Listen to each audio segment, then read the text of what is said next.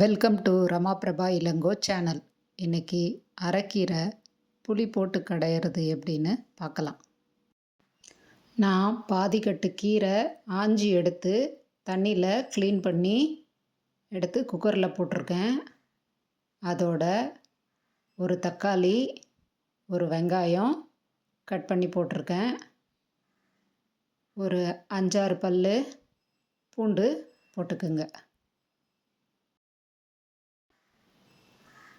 கொஞ்சமாக புளி, இந்த அளவுக்கு போதும்.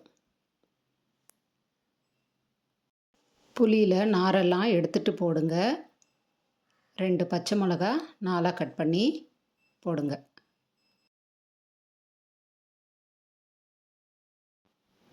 ஒன்றரை டம்ளர் தண்ணி சேர்த்துக்குங்க. நான் பாதிக்கட்டு கீரை தான் எடுத்திருக்கேன்.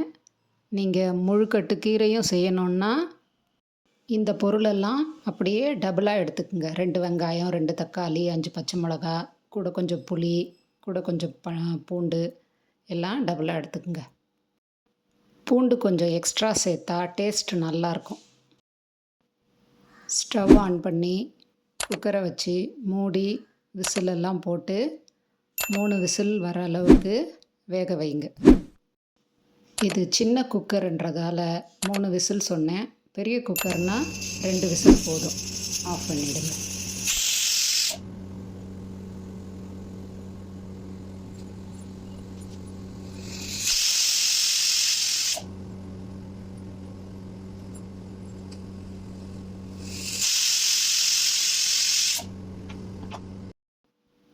ப்ரெஷர் இறங்கிடுச்சு, கீரையும் வெந்துருச்சு. இதை அப்படியே ஒரு கல் சட்டிக்கு மாற்றிடுங்க.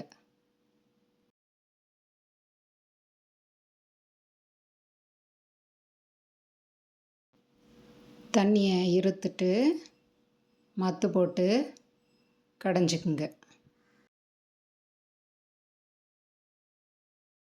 உங்களுக்கு இப்படி செய்ய வரலன்னா மிக்ஸி ஜாரில் போட்டு அரைச்சி எடுத்துக்குங்க.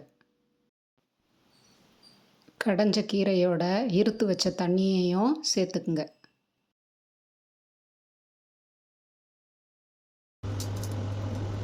அடுப்பில் தாளிப்பு கரண்டியை வச்சு ஒரு 2 டேபிள் ஸ்பூன் எண்ணெய் சேர்த்து கடுகு சேர்த்துக்குங்க. 2 காஞ்ச மிளகா கிள்ளி போட்டுக்குங்க.